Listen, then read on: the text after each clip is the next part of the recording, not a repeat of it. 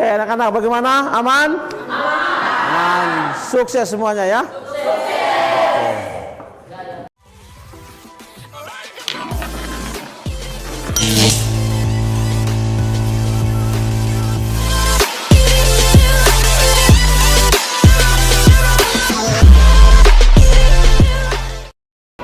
Hai sahabat Sumansik, apa kabar nih kalian semua yang ada di rumah?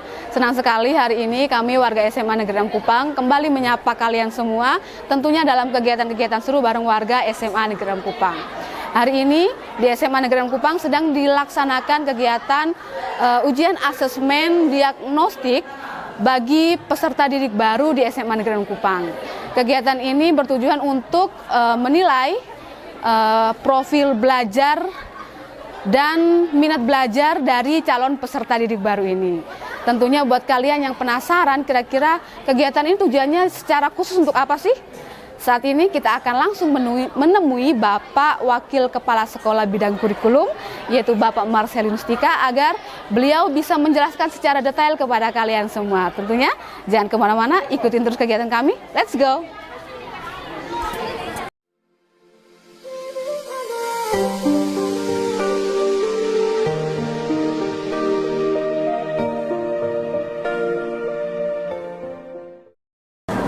Nah, sahabat Sumansik, di sebelah saya sudah hadir nih Bapak Marcelinus Tika, tentunya tidak asing di mata kalian semua yang ada di rumah. Beliau akan langsung menjelaskan secara langsung tentang ujian asesmen diagnostik ini kepada kalian. Silahkan Bapak. Baik, terima kasih sahabat Sumansik.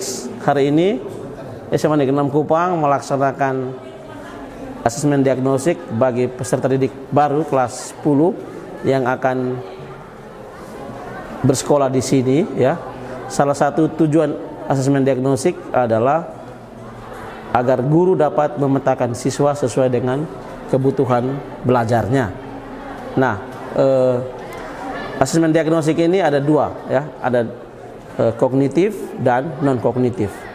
Nah, kalau kognitif dan kesiapan belajar itu nanti akan dilakukan oleh guru pada saat mereka mau mengajarkan sebuah tujuan pembelajaran atau sebuah ATP. Sedangkan yang dilaksanakan hari ini adalah asesmen non kognitif yang berkaitan dengan minat, bakat dan profil belajar. Nah, untuk minat bakat ya kita menggunakan metode Resiak. Ada dua metode, Resiak 1 dan Resiak 2. Dari hasil itu kita akan mengetahui anak ini punya minat bakat apa ya. Ada metodenya sesuai dengan instrumen yang kita peroleh untuk mengetahui minat dan bakat anak. Sedangkan yang kedua, asesmen itu untuk mengetahui profil belajar anak. Dari hasil ini kita bisa mengetahui anak ini punya profil belajar apa, gaya belajarnya apa, apakah dia visual atau auditory atau kinestetik. Nah, hasil-hasil ini ya, hasil asesmen semua siswa kelas 10 ini akan kita berikan kepada guru mata pelajaran datanya, dan mereka akan melakukan proses pembelajaran sesuai dengan kebutuhan belajar siswa. Itu tujuannya. Ini sangat membantu ya Bapak untuk guru-guru nanti melakukan proses pembelajaran itu harus seperti apa? Ya, betul.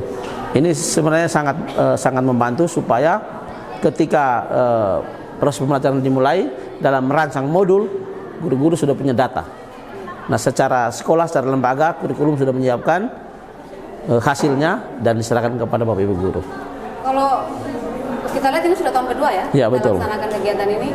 Jadi untuk setelah lihat dari tahun kemarin hingga saat ini kita laksanakan ulang, itu ada perubahan signifikannya Bapak.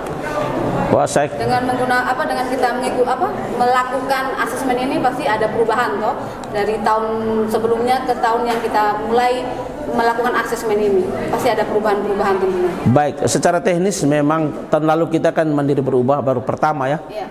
Sehingga kita dalam pelaksanaan itu belum selalu maksimal. Ada yang kita serahkan ke guru mata pelajaran masing-masing. Lalu nanti semester 2-nya baru yang kelas 11 sekarang itu semester 2-nya baru kita melakukan asesmen dengan baik secara lembaga, secara sekolah. Nah, untuk kali ini karena kita sudah tahun kedua, tentu kita sudah punya pengalaman yang tahun lalu, maka di awal-awal sebelum pelaksanaan pembelajaran ini kita lakukan asesmen. Itu secara teknis. Secara implementasi bagi Bapak Ibu guru saya kira sudah sangat bagus ya. Kalau kita melihat bagaimana pelaksanaan pembelajaran semester lalu, baik semester 1 maupun semester 2 yang dilakukan oleh Bapak Ibu guru dalam menerapkan pembelajaran berdiferensiasi itu sudah sangat maksimal. Ya, memang masih banyak perlu dibenahi, tetapi sudah baik ya. Dan dengan adanya kegiatan asesmen ini ke depan, ya tentu Bapak Ibu guru pasti akan mempersiapkannya lebih baik pula. Ya. Ada 10 kelas ya, Bapak? Ya, ada 10 kelas, betul. Ini kelas yang pertama nih. Pertama. Oh ya, kedua. Kelas kedua. Ya. Kita bisa lihat ke kelas. Oke, baik.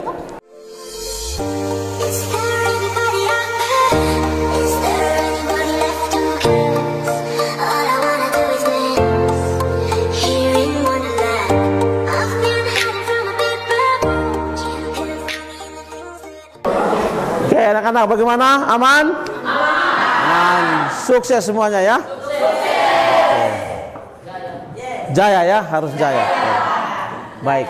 Kerja dengan baik, dengan hati yang ikhlas ya, yang tulus, murni, suci. Oke, baik. Terima kasih ya. Tidak ada kendala ya ruangan ini.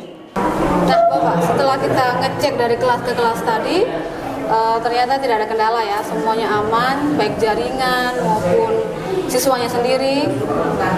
Tidak ada kendala. Nah, sebenarnya tujuan akhirnya itu apa sih Bapak yang ingin dicapai dan diharapkan sekolah melalui asesmen ini? Baik, terima kasih. Yang kita harapkan ya, anak-anak ini menjawab sesuai dengan apa yang mereka lakukan, apa yang mereka pikirkan, dan apa yang mereka rasakan selama ini ya, selama berproses baik itu di pendidikan SD, SMP ya. Kira-kira dia rasa seperti apa, minatnya apa ya, gaya belajarnya seperti apa. Nah, yang kita harapkan itu mereka memberikan jawaban itu sesuai dengan apa yang mereka alami dan rasakan, sehingga hasilnya itu betul-betul valid ya. Sehingga dari hasil yang valid ini guru ya bisa merancang pembelajaran, merancang dan melaksanakan proses pembelajaran sesuai dengan minat bakat mereka, sesuai dengan profil belajar anak-anak kita. Itu kira-kira yang diharapkan. Berarti ini akan terus berlanjut dari tahun ke tahun? Ya, tentunya akan terus berlanjut ya. Bila perlu kita di semester berikut kita laksanakan lagi. Ya, karena bisa. Kan dia bisa berubah ya. Ketika dia mungkin usianya bertambah ya, dia punya pemahaman lebih ya, pengalaman lebih, mungkin dia bisa saya akan berubah. Minat bakat saya tidak mau ini, saya mau yang lain.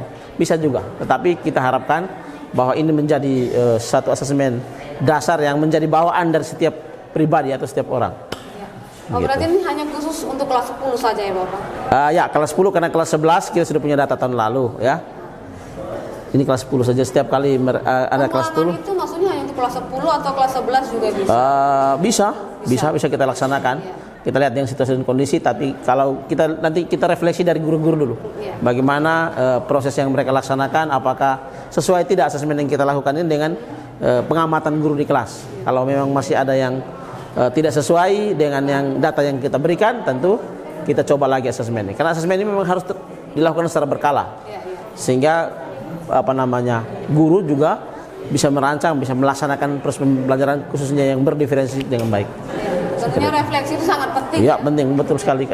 Salah satu inti dari kurikulum Merdeka adalah bagaimana melakukan refleksi, baik itu siswa maupun guru. Siswa itu merefleksikan apa yang dia pelajari, apa yang dia peroleh. Guru merefleksikan apa yang sudah mengajar, metode apakah yang diterapkan sudah baik ya, gaya cara mengajar apakah sudah baik atau belum. Tentu diperoleh melakukan refleksi, baik secara pribadi maupun secara lembaga. Di sekolah ini kita akan refleksi setiap akhir semester.